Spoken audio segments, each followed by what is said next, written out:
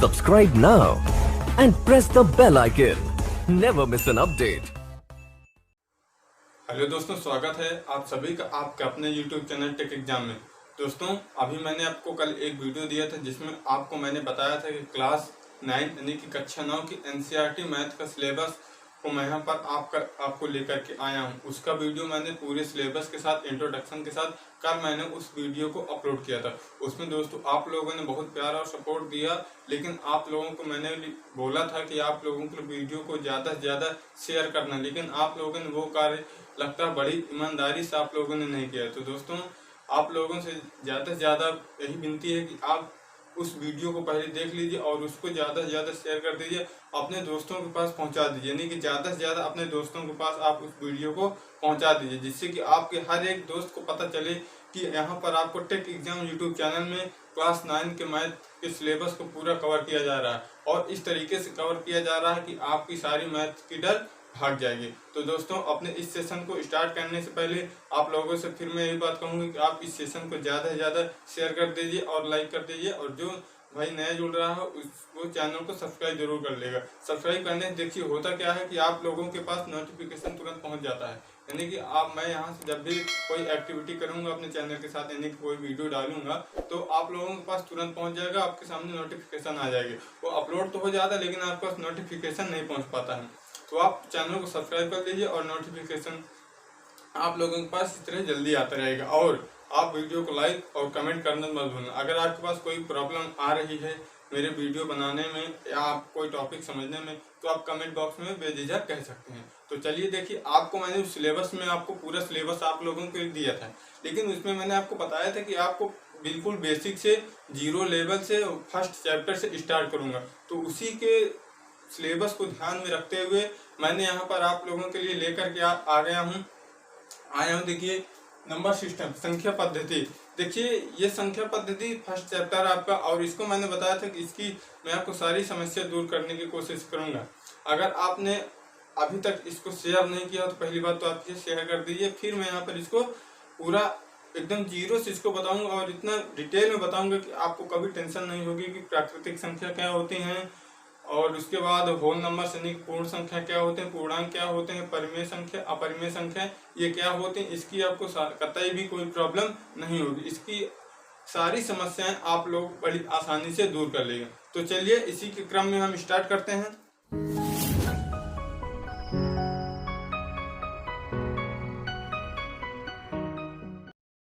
देखिए, आपने पिछली कक्षा में एक संख्या रेखा पढ़ा होगा, यानी पिछली कक्षा में आप 7, 8 में बेसिकली आपने एक संख्या रेखा पढ़ा होगा। उस संख्या रेखा को आज मैं आपको याद दिलाऊंगा और उस संख्या रेखा के माध्यम से आपकी मैं सारी समस्या को दूर करने की कोशिश करूंगा। तो चलिए स्टार्ट करते हैं। तो देखिए, यहाँ पर आपको लिखा हुआ संख्या पद्धति। संख्या पद्धति के देखिए यहाँ चैप्टर, यानी कि नाम से ही समझ में आ रहा है कि संख्या पद्धति, यानी संख्याएं ही यहाँ पर आपको सीखनी है। जितनी भी संख्याएं हैं मेन वो आपको यहाँ पर सीखनी है, यानी कि आपको संख्या पद्धति नाम से ही डिफाइन हो जाता है। अब इसमें सबसे पहली बात आती है कि ये प्राकृतिक संख्याएं क्या होती हैं, लेकिन उसके पहले मैंने अभी आपको बताया कि संख्या रेखा क्या होती है। तो संख्या रेखा को समझते हैं। मान लीजिए आपके पास एक कोई संख्या रेखा है, इस तरीके से मैं इसको बना देता हूँ। इस तरीके से कोई आपके पास संख्या रेखा है और यहाँ पर ये 0 है, इसी तरीके से यहाँ नंबर लिखे हुए हैं।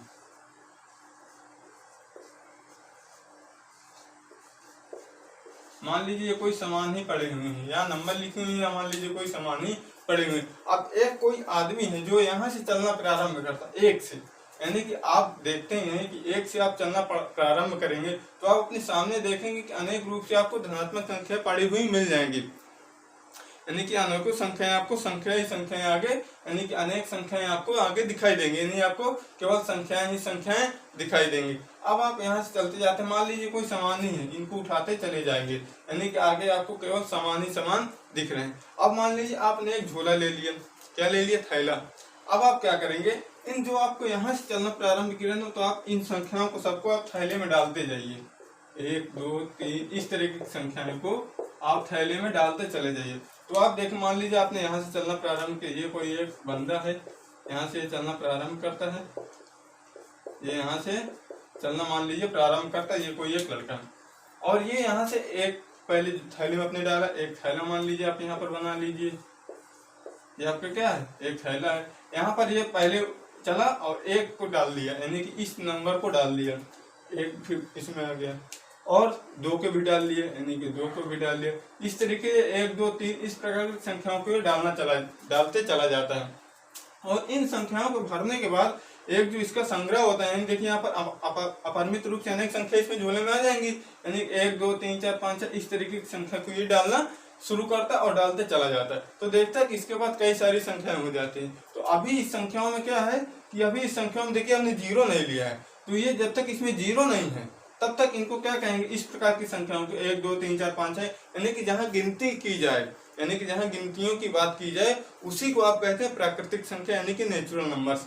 यानी कि मैं बात करूंगा नेचुरल नंबर्स की,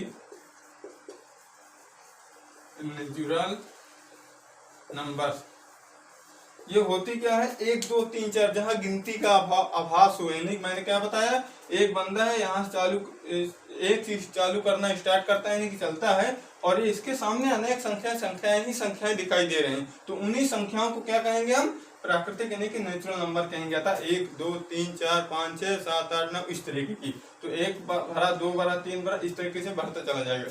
अब ये कुछ मान लीजिए 7 8 9 तक गया, उससे आप थक गए, अब ये वहीं से लौट आता है, और लौटने के बाद आता है सोचते हैं कि यार कुछ आगे छूट गया क्या, तो यहाँ से लौट के आता है और इस 0 को भी थैले में भर लेता है, इस 0 को भी थैले में भर लेता है। अब ये थैला किस संग्रह का हो गया, अब ये थैले में देखिए 1 2 3 4 5 6 7 8 9 की भी संख्याएं हैं और 0 भी है, यानी कि 9 के बाद अगर आप 10 लिखना चाहते हैं तब आपके पास 0 की होना बहुत आवश्यक है, लेकिन अगर आपके पास 0 नहीं है तो आप संख्या 10 नहीं लिख सकते। क्या आपके बिना 0 के बगैर आप 10 लिख सकते हैं, नहीं लिख सकते।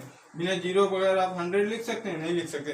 तो इस प्रकार कह सकते हैं कि जब आपके पास 0 हो जाएगा, यानी कि ये 9 तक गया, वहां से रिटर्न होके आया और 0 को भी डाल दिया, जब ये 0 को डाल लेगा, अब 0 से गिनना स्टार्ट करो, 0 1 2 3 4 5 6 7 इस तरीके की जब संख्याएं आपके पास हो जाएंगी तो आप उन्हें क्या कहेंगे, होल नंबर्स कहेंगे। क्या कहेंगे, होल नंबर्स। देखिए मैंने यहाँ पर लिख दिया है होल नंबर्स, 0 1 2 3 4 5 इस तरीके, ठीक है। और ये जो नेचुरल नंबर्स थे ये थे हमारे 1 2 3 4 5 इस तरीके से, ठीक है। अब ये क्या करता है कि अब ये यहाँ पर रुक जाता है, 0 को उठा लिया, अब ये इधर आना प्रारंभ कर देता है, ठीक है। अब ये माइनस की तरफ बढ़ना प्रारंभ करता है। अब ये 0 लिया, तब तक तो क्या थी, ये प्राकृतिक यानी कि होल नंबर्स थी। जब 0 नहीं था तब क्या थी, वो प्राकृतिक संख्या। इससे आप समझ सकते हैं कि जब यानी कि आपके पास अगर 0 1 2 3 4 5 6 लिखा है तो ये आपकी पूर्ण संख्या कही जाएंगी। अगर आपके पास 0 नहीं लिखा, केवल 1 2 3 4 5 6 लिखा है तो ये आपकी प्राकृतिक संख्या कही जाएगी। लेकिन अभी मैंने आपको बताया कि अगर आप आए इधर 0 से आगे बढ़े, अब माइनस की संख्या भी आपने इकट्ठा कर लिए, यानी कि अब ये थैले में आपके 0 1 2 3 4 5 6 7 इस तरीके की संख्या है, तो ये अभी पूर्ण है। इसमें प्राकृतिक भी है और पूर्ण भी है, और आपने माइनस की भी संख्या डालना प्रारंभ कर दिया है, तो उन्हें आप क्या कहेंगे, इंटीजर्स कहेंगे। क्या कहेंगे, इंटीजर्स कह लेंगे, यानी कि पूर्णांक। जब आपके पास माइनस के साथ और प्लस के साथ दोनों संख्या हो जाए, यानी कि आपके पास प्राकृतिक संख्या भी हो, पूर्ण संख्या भी हो, प्लस माइनस की संख्या भी हो, तो उन्हें आप क्या कहेंगे, इंटीजर्स। यानी कि 0 के बाद ये गया और इधर से माइनस की संख्या भी झोले में थैले में डाल दिया, तब आप इन्हें क्या कह देंगे, पूर्णांक कह देंगे। अब देखिए पूर्णांक में भी 2 पूर्णांक होते हैं, एक धनात्मक पूर्णांक होता है, एक ऋणात्मक पूर्णांक होता है। तो धनात्मक पूर्णांक क्या होता है, 0 के आगे की तरफ जितनी भी संख्या हो जाएंगी, 0 के आगे यानी कि 1 2 3 4 5 6 ये आपके क्या हो जाएंगे, पॉजिटिव इंटीजर्स हो जाएंगे, ये आपके पॉजिटिव इंटीजर्स हो जाएंगे। और जो 0 से इधर होंगे माइनस वाली, वो आपके ऋणात्मक इंटीजर्स हो जाएंगे, इंटीजर्स हो जाएंगे, ठीक। यहाँ तक आप समझ गए होंगे कि हमारे इंटीजर्स क्या होते हैं। मैं यहाँ पर इसको भी लिख देता हूँ, देखिए यानी कि यहाँ 0 हो जाएगा, 1 2 3 4 5 इस तरीके से, यहाँ -1 -2 -3 -4 इस तरीके से इधर भी संख्याएं चलती चली आएंगे। अब क्या देखिए, इसमें अभी और संख्याएं बची हैं। अब इतना तो आपने क्लियर कर लिया कि 0 के यानी कि जब 1 2 3 4 5 6 7 8 9 प्राकृतिक संख्या नेचुरल नंबर्स, जब 0 हो जाएगा तो पूर्ण हो जाएगी, और जब माइनस का हो जाएगी तो वो हो जाएगी हमारी इंटीजर्स। लेकिन अभी भी क्या इसमें संख्या बची हुई है, बिल्कुल बची हुई है। वो संख्या क्या है हमारी, देखिए अगर इसके बीच की मैं बात करूंगा तो यहाँ पर क्या है, इसके पहले 1/2 भी तो है, 1/3 भी तो है, इस तरीके की संख्या इसमें भी अभी बची हुई है। तो इन संख्याओं को क्या कहते हैं, तो इनके बारे में हम फटाफट सीखते हैं। अब देखिए आपको एक पॉइंट मैं और बता देता हूँ कि आप नेचुरल नंबर्स को n से प्रकट करेंगे, यानी कि आपको नेचुरल नंबर से आप किससे प्रकट करेंगे, आप n से प्रकट करेंगे। और जो आपके होल नंबर्स थे उन्हें आप प्रकट करेंगे w से, होल नंबर्स को आप w से प्रकट करेंगे। और जो आपके इंटीजर्स थे यानी कि पूर्णांक थे उन्हें आप प्रकट करेंगे z से, आप उन्हें प्रकट करते हैं। यानी कि प्राकृतिक संख्या को n से, होल नंबर यानी कि पूर्ण संख्या को w से, और इंटीजर्स को आप किससे प्रकट करेंगे, z से। देखिए जो जर्मन शब्द के जेहलीन से लिया गया, जो z है ना, जर्मन शब्द जेहलीन से लिया गया और जिसका अर्थ होता है गिनना। इसका अर्थ क्या होता है, गिनना होता है। तो यहाँ तक आप ये यानी कि इसके जिससे प्रकट किया जाए तो इससे उसको भी आप सीख गए। ये आपको एक नंबर में बहुकल्पी में पूछ सकते हैं, मल्टीपल चॉइस क्वेश्चन में ये एक नंबर का आपको पूछ सकता है। इस तरीके दे देता है कि 1 2 3 4 5 6 7 8 9 10 ये संख्या किस प्रकार की संख्या है, और नीचे विकल्प में दे देगा n w z, इस तरीके से आपको दे देगा। तो यहाँ पर मैंने आपको इसको भी क्लियर कर दिया। अब देखिए परिमेय संख्याएं, अभी इसमें आप ध्यान दीजिए, अभी मैंने आपको बताया क्या इसमें अभी संख्याएं बची हुई है, बिल्कुल बची हुई है। और उन संख्याओं को क्या कहते हैं, तो देखिए इनके बीच में, देखिए अब यहाँ पर क्या है, यहाँ पर देखिए 1 और 2 के बीच क्या मिल जाएगा आपका, यानी 1 और 2 के बीच में आपको मिलेगा, जैसे देखिए 2 बटा यहाँ से 3/2, इस तरीके 1.5 मिल जाएंगे ना।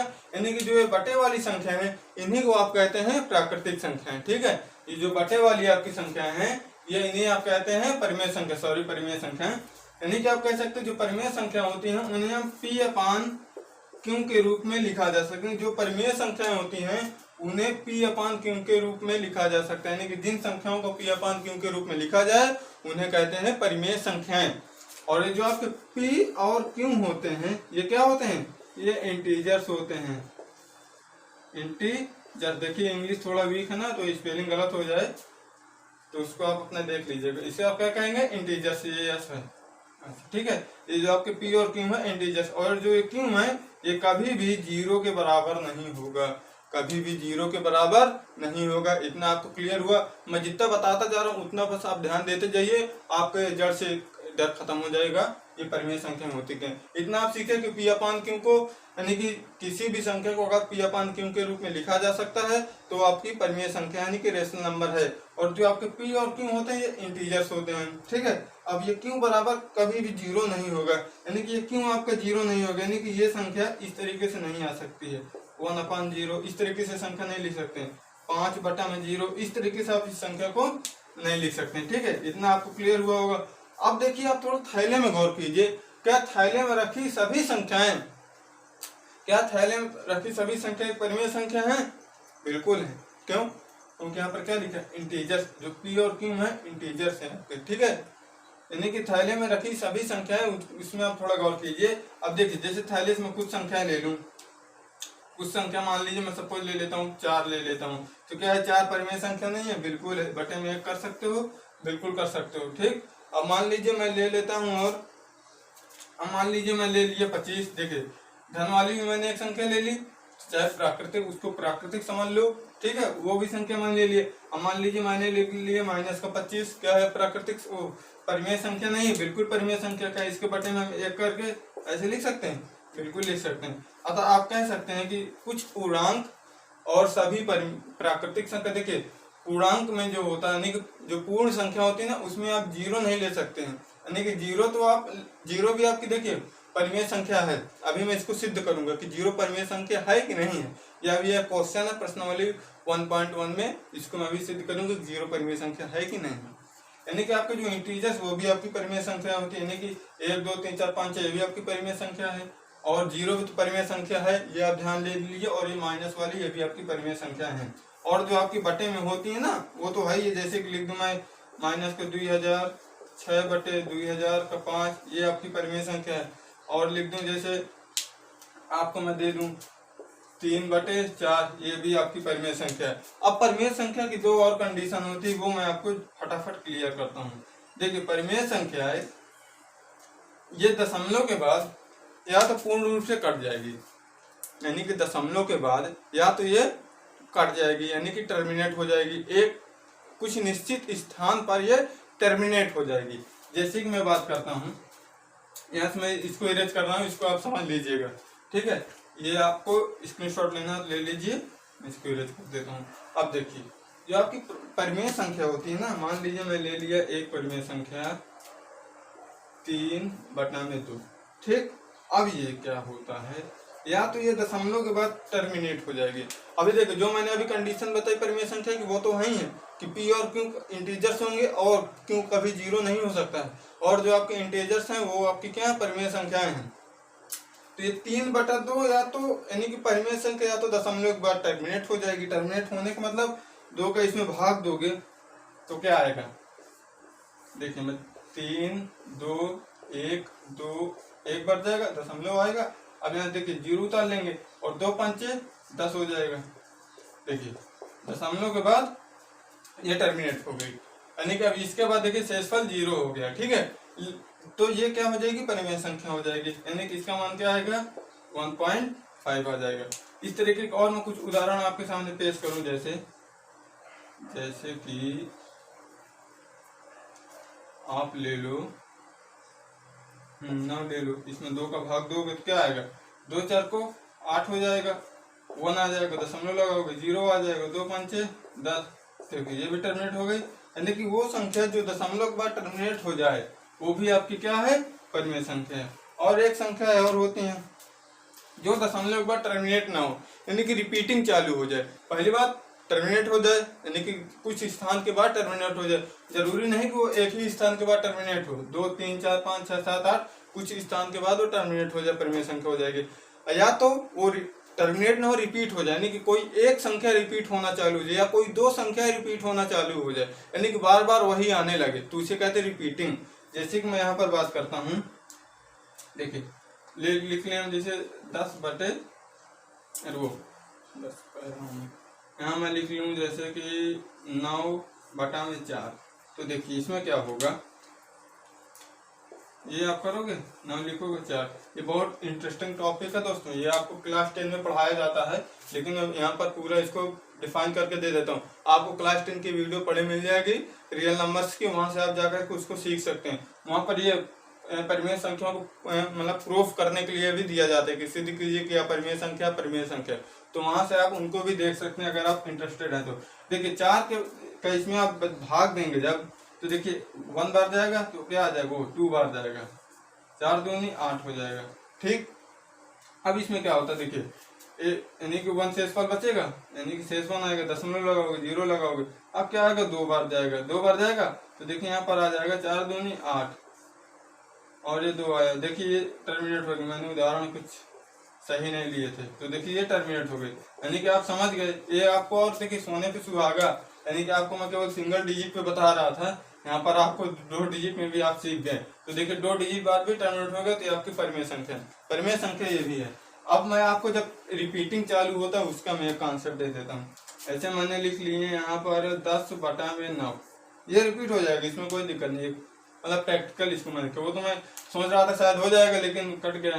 तो देखिए इसमें क्या होगा, जब आप 10 अंदर लिख लोगे 9 क्या 1 बार जाएगा, 9 हो जाएगा। देखिए अब फिर क्या हो जाएगा, 1 बार जाएगा, यानी कि ये दशमलव लगा 0 लगाओ, 1 बार जाएगा 9, देखिए 1 आएगा, फिर 0 लगा लोगे, फिर 1 हो जाएगा, फिर 10 यानी कि 9 बार फिर 1 आएगा, देखिए फिर 0 लिख दो, दशमलव हुआ तो 0 अनंत तुम लगा सकते हो, फिर 1 बार जाएगा। देखिए इसी तरीके से बढ़ता चला जाएगा, नहीं इसका आंसर इस तरीके का होगा, यानी कि जो रिपीट होता है उसके ऊपर आप बार चढ़ा देते हैं, यानी कि ऊपर एक ऐसी लाइन बड़ी लाइन खींच देते हैं। तो देखिए यहाँ पर 1 रिपीट होने लगा था, तो ये आपकी क्या हो जाएगी, परिमेय संख्या ये भी है। तो इसकी 2 कंडीशन आप सीख गए। इसका मैं एक और उदाहरण जीता जागता उदाहरण दे दूं, जैसे कि लिखा है 5/3, इसको आप ट्राई कीजिए। 5 और 3 का एक भाग देखो, 3 बार जाएगा, 1 बार जाएगा और 2 आएगा, ठीक है, दशमलव लगा 0 लगाओ, 3 18 आएगा, देखिए 2 आ जाएगा, फिर देखिए यहाँ पर 0 आ जाएगा और 3 18, देखिए इस तरीके से रिपीट होना चालू हो जाएगा। ये देखिए बार बार ये रिपीट हो रहा है, इस तरीके से रिपीट होना चालू हो जाएगा, यानी कि इसको कह सकते हैं कि 1.6 में बाद इस तरीके से रिपीट होना चालू हो जाएगा। तो इससे आप समझ गए परिमेय संख्या क्या होती हैं। एक तो होती है कि ये पी अपान क्यू के रूप में होती हैं, और दूसरी कंडीशन कि पी और क्यू हमेशा इंटीजर्स होते हैं और क्यू कभी जीरो नहीं होगा। और थर्ड कंडीशन मैंने आपको क्या बताया, या तो ये दशमलव के बाद एक निश्चित स्थान पर टर्मिनेट हो जाएंगी, और फोर्थ या तो ये दशमलव के बाद एक निश्चित दशमलव के बाद ये रिपीट होना चालू, कोई एक ही संख्या या दो संख्या या तीन संख्या बार बार रिपीट होना चालू हो जाती है। तो ये देखिए दो कंडीशन समझ गए। अभी मैंने आपको बताया था कि ये पी और क्यू क्या होते थे, पी और क्यू इंटीजर्स होते थे ना, ये आपके क्या होते थे, इंटीजर, ये आपके इंटीजर्स होते थे। और देखिए इसकी एक और इंटरेस्टिंग बात, इंटीजर्स तो थे ही, लेकिन अगर पी और क्यू के कोई मतलब एक उभयनिष्ठ यानी कि जिससे ये कटेंगी एक के अलावा कोई नहीं होगा, यानी कि इनका उभयनिष्ठ जो फैक्टर होगा यानी कि गुणनखंड वो एक के अलावा नहीं होगा, यानी कि ये क्या होंगी, सह अभाज्य संख्या यानी कि को प्राइम नंबर। सह अभाज्य संख्या आप समझते होंगे, तो पहले सह अभाज्य संख्या को समझने के लिए हम पहले भाज्य और अभाज्य संख्या को समझ लेते। देखिए भाज्य संख्या क्या होती है, पहले हम अभाज्य को समझते हैं, प्राइम नंबर को। जब तक आप प्राइम नंबर नहीं समझेंगे आप भाज्य नहीं समझ पाएंगे। देखिए प्राइम नंबर क्या होती है, जो स्वयं से कटे और एक से कट जाए। जैसे कि मैं यहाँ पर ले लेता हूँ 3 क्या है, या तो ये एक से कटेगी या तो ये 3 से कटेगी, और किसी चीज से आप नहीं काट सकते हैं। 5 या तो ये एक से कटेगी या तो ये 5 से कटेगी, इसे आप और किसी से नहीं काट सकते हैं। 2 लिख लूं, या तो ये एक से कटेगी या तो ये 2 से कटेगी, तो ये आपकी क्या हो जाएगी, प्राइम नंबर यानी कि अभाज्य संख्या। अब क्या मैं आपको बता दूं, भाज्य संख्या। इतना आप समझ गए। आप देखिए भाज्य संख्या को हो जाएगी, इसे आप कहते हैं कंपोजिट नंबर। तो भाज्य संख्या यानी कि कंपोजिट नंबर, ठीक है। ये देखिए एक स्वयं और एक के अलावा किसी अन्य से भी कट जाएगी। देखिए 4 जैसे मैं लिखा हूं एग्जाम्पल, ठीक है। तो देखिए ये एक से और स्वयं से तो ये कट गई, यानी कि कट के मतलब डिवाइड हो गई, यानी कि 0 आ जाएगा। लेकिन ये अन्य किससे कट रही है, ये 2 से भी कट रही है, तो ये क्या हो जाएगी आपकी कंपोजिट नंबर यानी कि भाज्य संख्या। और एक उदाहरण ले लो आप, 6 ले लो, सब में अप्लाई होगा, किसी एक संख्या में कि मैं यहाँ पर डिजाइन करके लाए हुए, आप किसी भी संख्या में ट्राई कर सकते हैं। ये 6 देखिए 1 से कटेगा, 2 से कटेगा, 3 से कटेगा, और ये 6 से कटेगा। 1 2 3 4 संख्याओं से कट जाएगी, तो आपकी क्या है, भाज्य संख्या। यानी कि आप कह सकते हैं कि जो अभाज्य संख्या होती है वो केवल 2 ही संख्याओं से कटेगी, तीसरी ऐसी कोई भी संख्या नहीं है जिससे अभाज्य संख्या कट जाए। और भाज्य संख्या 2 के अलावा भी अन्य संख्याओं से ये कट जाती है, यानी कि 2 के अलावा 3 संख्याओं से भी ये टर्मिनेट हो जाएगी, यानी कि डिवाइड हो जाएगी। 4 संख्याओं से भी डिवाइड हो सकती है, यहाँ पर 3 से डिवाइड हो रही थी, और ये यानी कम से कम ये 3 से पक्का डिवाइड होगी। 2 से डिवाइड हो गई केवल 2 संख्याओं से, अभाज्य हो जाएगी। 3 से डिवाइड हो गई, भाज्य हो जाएगी। इतना आप समझ गए। अब यहाँ पर आओ अभाज्य संख्या। मैंने आपको बताया था कि ये क्या हो जाएंगी, जो आपके पी और क्यू क्या होते हैं, को प्राइम नंबर। ये क्या होती हैं, को प्राइम नंबर। ये कंडीशन भी एक है, ठीक है। यानी कि 5-6 कंडीशन मैंने आपको प्राइम यानी कि परिमेय संख्या की मैंने बता दी आपको। अब देखिए इसमें क्या होता है कि पी और क्यू को प्राइम नंबर होते हैं, यानी कि को प्राइम नंबर यानी ऐसी 2 संख्याओं का जोड़ा जिनका उभयनिष्ठ माना फैक्टर यानी कि उभयनिष्ठ फैक्टर केवल 1 होगा। जैसे कि मैं बात करता हूँ 3 और 5, देखिए ये जो कटेंगी तो देखिए ये 3 से 1 और 3 से कट जाएगी, और ये 5 1 और 5 से कट जाएगी, तो दोनों में 1 है ना। इस तरीके से दोनों में 1 होना चाहिए, यानी कि दोनों संख्याएं 1 के अलावा किसी से कटे ही, ठीक है। एक संख्या नहीं, दोनों संख्याएं 1 के अलावा किसी से कटे ही नहीं, तो ये होती है को प्राइम नंबर। अब मान लीजिए इसमें आप देखिए सम और विषम को आप बाहर रख के चलेंगे। सम और विषम को ना आप कंपोजिट में अप्लाई करेंगे, ना ही आप उसमें प्राइम में अप्लाई करेंगे, क्योंकि देखिए जो सम संख्या होती है 2 आपकी क्या है, प्राइम नंबर है। यानी कि 2 ऐसी एक सम संख्या है जो कि प्राइम नंबर भी है, वो 1 से कटेगी, स्वयं से कटेगी, अन्य किसी संख्या से नहीं कटेगी, ठीक है। ऐसी एक मात्र सम संख्या है वो, और एक ना तो सम है वो, ना तो भाज्य है ना ही अभाज्य, ठीक है। इतना भी आप सीख गए, तो को प्राइम आप समझ गए। अब मान लीजिए आपको ऐसे दे दूं, मैं यहाँ पर दे दूं कि 3 और 6, देखिए इसमें क्या 1 और 3 और इसमें क्या 1 2 और 3 देखिए किससे किससे कट रहा है, 3, एक के अलावा कितने वैसे मिल, देखिए 3 भी मिल रहा है इसमें। तो ये क्या आपकी कोप्राइम नहीं है, यानी कि जो कॉमन यानी उभयनिष्ठ गुणनखंड होगा यानी कि उभयनिष्ठ फैक्टर होगा केवल क्या होगा 1। ये दोनों संख्या केवल 1 से ही डिवाइड होंगी, अन्य किसी संख्या से डिवाइड नहीं हो सकती हैं। स्वयं तो कितने से भी डिवाइड हो जाए। इसमें देखिए दोनों मिक्स होती हैं, प्राइम नंबर और कंपोजिट नंबर दोनों मिक्स होती हैं को प्राइम नंबर में, ये आपको ध्यान रखना। तो इतना आप सीख गए। अब परिमेय संख्या क्या होती है, अब अपरिमेय इरेशनल नंबर, उसको भी मैं आपको क्लियर कर देता हूँ। देखिए बड़ा सिंपल फंडा है, जो परिमेय हो गए वो अपरिमेय हैं।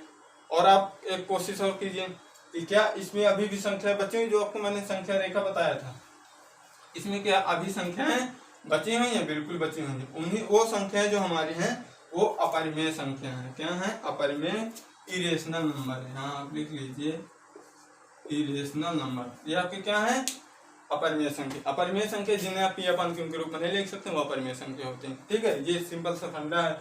जैसे कि इनके बीच के अभी कितनी संख्या बची, जैसे कि √2 √3 √5 √6 अंडर रूट वाली संख्या क्या हो जाते हैं, अपरिमेय संख्या होती है। बहुत आसान है, लेकिन आपको ध्यान क्या रखना है, मान लीजिए कहीं एक धनात्मक पूर्ण संख्या मिल गई, यानी कि धनात्मक स्क्वायर संख्या मिल गई, जैसे कि 4 का √4, तो ये क्या है, ये अपरिमेय संख्या है। और वो परिमेय संख्या देखो बाहर आएगा तो 2 बच जाएगा इसका, ठीक है ना। तो ये क्या है, परिमेय संख्या √4, यानी कि परफेक्ट स्क्वायर वाली संख्या है। हमेशा ध्यान रखना, अगर परफेक्ट स्क्वायर में लिखी हुई है अंडर रूट के अंदर तो हमेशा परिमेय संख्या होगी, क्योंकि वो रूट के बाहर आएगी तो केवल एक परफेक्ट धनात्मक संख्या बचेगी, यानी कि एक धनात्मक संख्या होगी। तो धनात्मक संख्या क्या होती है, हमारी परिमेय संख्या होती है, मैंने अभी आपको बताया। तो आप इस तरीके से इतने समझ गए कि परिमेय संख्या क्या होती है। एक बार हम रिवाइज कर लेते हैं परिमेय संख्या, बार बार परिमेय याद आ रहा है, एक बार रिवाइज करते हैं। प्राकृतिक संख्या मैंने बताया जिनकी गिनती कर सको, 1 2 3 4 5 6 7 8 9, ठीक। अब 10 लिखने के लिए किसकी आवश्यकता पड़ेगी, 0 की। तो 0 से गिनो, 0 1 2 3 4 5 6 7 8 9, ये क्या हो जाएगी, पूर्ण संख्या, होल नंबर। अब इसके बाद आपने माइनस को भी इकट्ठा कर लिया, यानी कि 0 1 2 3 4 5 6 7 8 9, और 0 पहले -1 -2 -3 -4, ये आपकी क्या हो जाएंगी, ये आपकी इंटीजर्स हो जाएंगे, पूर्णांक हो गए। अगर अब इसके बाद क्या हो जाता है, आपकी परिमेय संख्या होती है जिन्हें आप P/Q के रूप में लिख सकते हैं, जहाँ P/Q इंटीजर्स होते हैं और P/Q एक इनका अभाज्य यानी कि अभाज्य संख्याएं होती हैं। और जो ये परिमेय संख्या होती है दशमलव बाद एक निश्चित स्थान पर टर्मिनेट हो जाते हैं, या तो दशमलव बाद एक ये रिपीटिंग चालू हो जाती है, तो आपकी क्या होती है, परिमेय संख्या होती है। और परिमेय संख्याएं जो P और Q होते हैं वो इंटीजर्स होते हैं, तो यानी कि परिमेय इंटीजर्स जो होते हैं वो भी एक परिमेय संख्या होती हैं। और अपरिमेय संख्या होती है जिन्हें P/Q के रूप में नहीं लिख सकते हैं। और अपरिमेय संख्या के एक और अच्छे इंटरेस्टिंग उदाहरण देता हूँ, ये दशमलव के बाद टर्मिनेट कभी नहीं होगी, ना तो ये रिपीट होगी। इस तरीके दशमलव के बाद कुछ का कुछ आता रहे, अपरिमेय संख्या में कुछ का कुछ आ जाए, कुछ भी आ जाए, ऐसे पहले आ जाए 5 6 फिर 2 फिर 3 फिर 4 फिर 5 फिर 3 फिर 2 फिर 8 फिर 7 9 10, इस तरह से कुछ भी आता रहे, वो आपकी अपरिमेय संख्या होती है। दशमलव के बाद ना तो टर्मिनेट होती है ना तो रिपीट होती है। ये आप इतना फंडा समझ गए। अब आप इस संख्या रेखा पर कोई संख्या नहीं बची हुई, जितनी संख्याएं थी आप लिख लें। और ये जो सम और अभाज्य होती है ना, ये इन्हीं परिमेय संख्याओं से और पूर्ण संख्याओं से ये छांटे जाते हैं, बस सम और अभाज्य, यानी कि सम संख्याएं या विषम या अभाज्य या भाज्य पूर्ण संख्याओं से छांटे जाते हैं, इन्हीं की अलग पहचान है। तो अब संख्या रेखा में कोई संख्या नहीं हुई, सब संख्या हो गई, ठीक है। प्राकृतिक, पूर्ण, परिमेय, अपरिमेय, इंटीजर सब संख्या हो गई। अब आपकी बारी है, इस संख्या रेखा को क्या कहेंगे, इस संख्या रेखा को क्या कहेंगे, यानी कि इस संख्या रेखा को हम क्या कहते हैं, वास्तविक संख्याएं कहते हैं। यानी कि इस संख्या रेखा पर जितनी भी संख्याएं हैं उन्हें आप क्या कहेंगे, वास्तविक संख्या कहेंगे। यानी कि परिमेय और अपरिमेय के संग्रह को वास्तविक संख्या कहते हैं। लेकिन परिमेय संख्या में कितने हैं, परिमेय संख्या में प्राकृतिक संख्या भी शामिल है, पूर्ण संख्या भी शामिल है और इंटीजर्स भी शामिल है। तो क्या कह सकते हो कि जितनी भी हमारी ये संख्याएं हैं ये आपकी क्या है, वास्तविक संख्या है। अब देखिए परिमेय वाले में आपको टेंशन होगी, परिमेय में तो सब संख्या है। तो देखिए अगर आपको कहीं शादी का कार्ड निमंत्रण मिला, निमंत्रण आप जाते हो, तो मान लीजिए आपका कोई रिश्तेदार आया, उसको आप वहाँ लेकर के जाएंगे, उसके आप कुछ खाना नहीं खिलाएंगे, उसको वहाँ उस पार्टी में मतलब ज्वाइन नहीं करेंगे, तो उसकी बेइज्जती होगी अगर आप उसे ज्वाइन नहीं करेंगे। तो फिर इस तरीके यहाँ पर वास्तविक संख्या ने परिमेय अपरिमेय को क्या दिया, निमंत्रण दिया। अब परिमेय और अपरिमेय गए अब परिमेय के साथ कितने हैं, पूर्णांक हैं, तो क्या इसकी इज्जत यहाँ नहीं होगी, बिल्कुल इज्जत होगी, नहीं तो गुस्सा आ जाएगा, समझ लो क्या होगा। तो फिर जितनी भी हमारी संख्याएं वो सब क्या होती हैं, वास्तविक संख्या होती है। तो आई होप ये संख्या पद्धति से आप रिलेटेड सारी समस्याओं को आपकी समस्याएं क्लियर होंगी। अब हम अपने प्रश्नावली 1.1 में इंटर करते हैं। अब देखिए हमारी प्रश्नावली 1.1 एक्सरसाइज 1.1 में पहला क्वेश्चन क्या दिया गया है, क्या शून्य एक परिमेय संख्या है, क्या इसी आप पी अपन क्यू के रूप में लिख सकते हैं, जहाँ पी और क्यू पूर्णांक है और क्यू बराबर कभी भी 0 नहीं होगा। अभी मैंने आपको बताया था। तो देखिए हिंदी में मैंने एक क्वेश्चन पढ़ दिया, इंग्लिश में आपको नीचे मिल जाएगा। तो इसमें क्या, देखिए शून्य एक परिमेय संख्या है, हाँ बिल्कुल है। क्यों, देखिए मैंने आपको बताया था कि आपका परिमेय संख्या क्या होती है। इसको मैं इरेज कर रहा हूँ।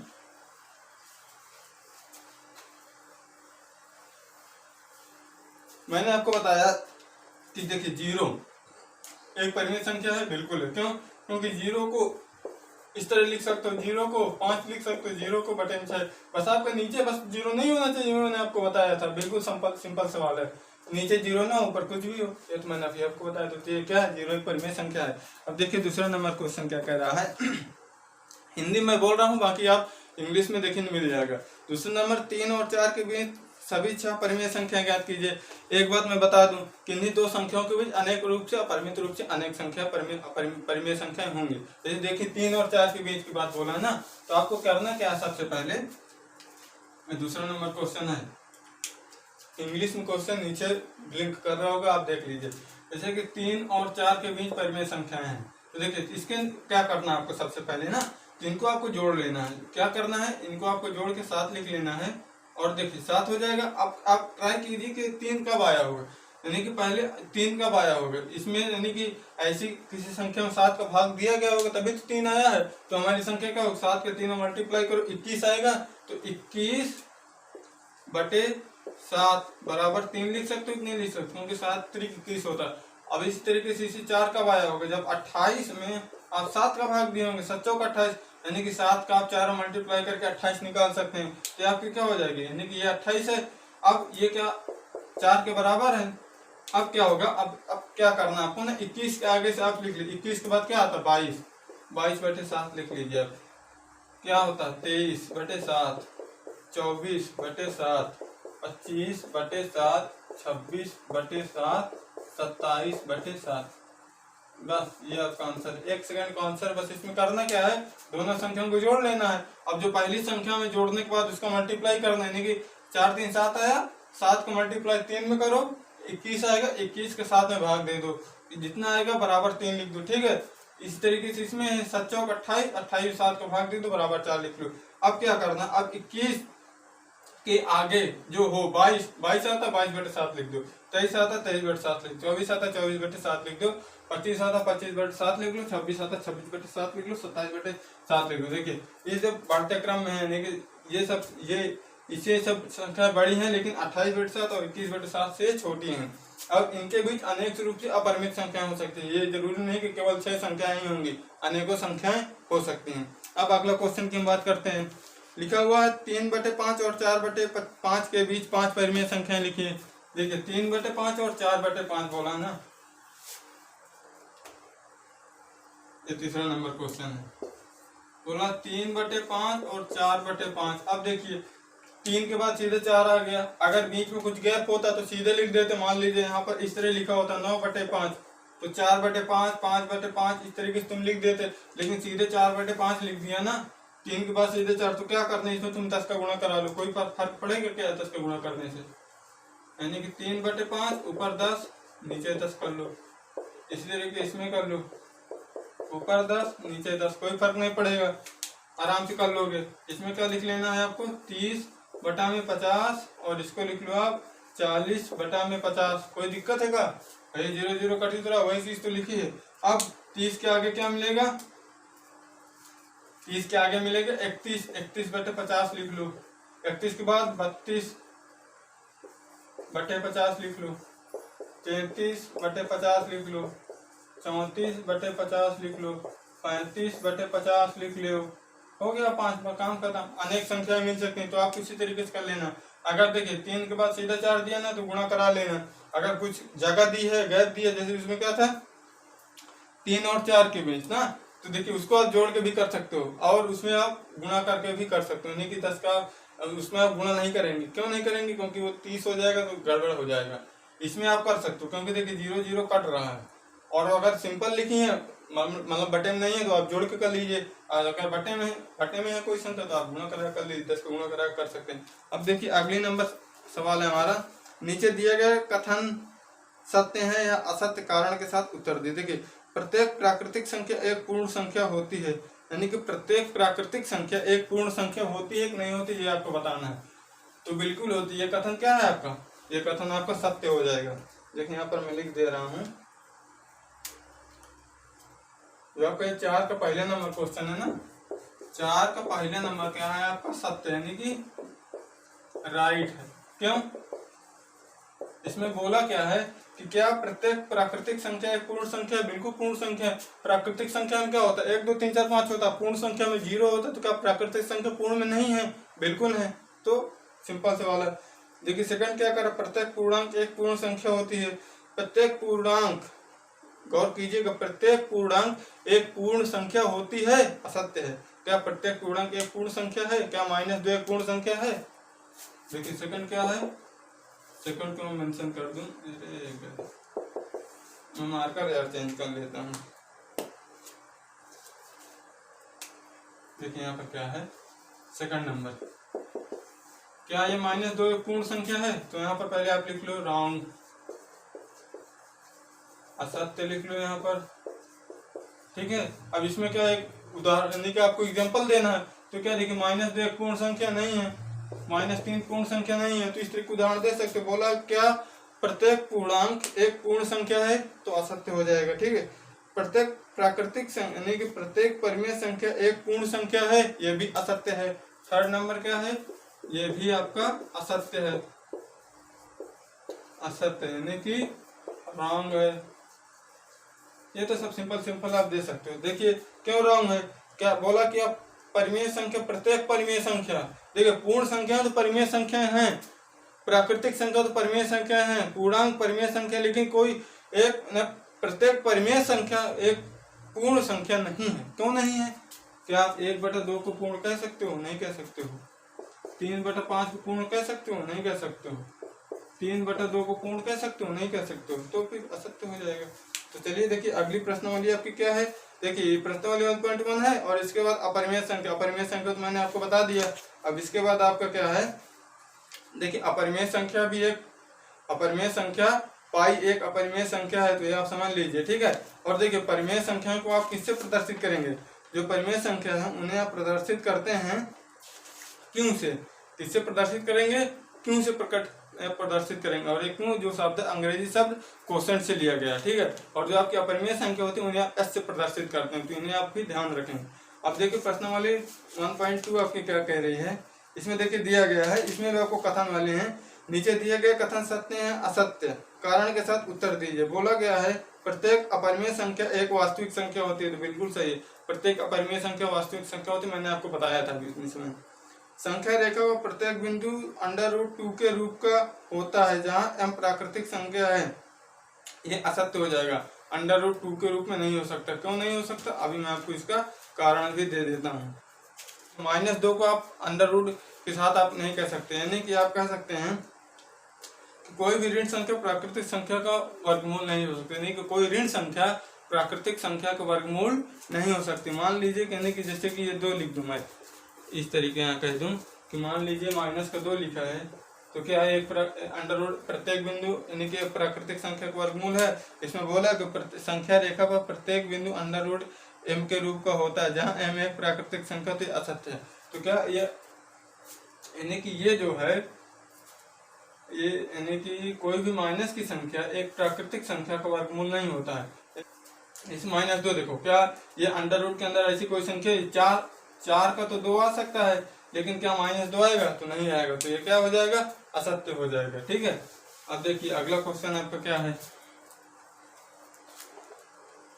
देखिए आपका अगला क्वेश्चन क्या कह रहा है, प्रत्येक वास्तविक संख्या एक अपरिमेय संख्या है। गलत है, क्यों गलत है, प्रत्येक देखिए प्रत्येक अपरिमेय संख्या तो वास्तविक संख्या, लेकिन प्रत्येक वास्तविक संख्या अपरिमेय नहीं, तो क्योंकि वास्तविक परिमेय भी आती हैं और आपकी प्राकृतिक पूर्ण इंटीजर्स ये भी आते हैं, तो क्या यह कथन आपका असत्य हो जाएगा।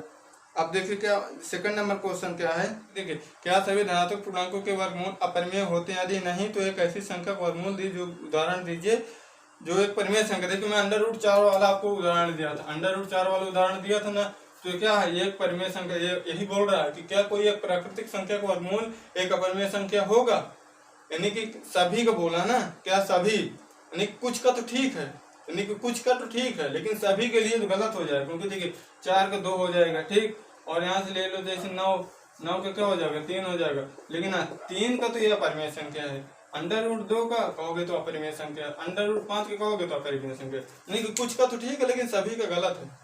तो ठीक है, ये भी आपका क्लियर हो गया। तो इस तरह देखिए आपकी ये 2 प्रश्नावली यहाँ पर समाप्त हो चुकी है। अभी आपका देखिए प्रश्नावली 1.2 एक क्वेश्चन रह गया है, बोला √5 को आप संख्या रेखा पर प्रदर्शित कीजिए। तो देखिए इसको हम किसी नेक्स्ट वीडियो में बता देंगे अगले वीडियो में, लेकिन यहाँ पर बताऊंगा तो वीडियो काफी लंबी हो जाएगी, क्योंकि इसमें थोड़ा सा आपको समझाना पड़ेगा। तो आज तक के लिए दोस्तों यही रखते हैं, अगर वीडियो पसंद आया हो तो इसको शेयर कर दीजिएगा अपने दोस्तों के पास, और अपने दोस्तों को ज़्यादा से ज़्यादा बताइए कि यहाँ पर आपको पूरी मैथ यहाँ पर पढ़ाई जा रही है। तो दोस्तों आज हम यहीं पर विदाई लेते हैं और कल मिलेंगे आपको फिर अगली प्रश्नावली पढ़ाने के लिए। तो तब तक के लिए धन्यवाद, जय हिंद।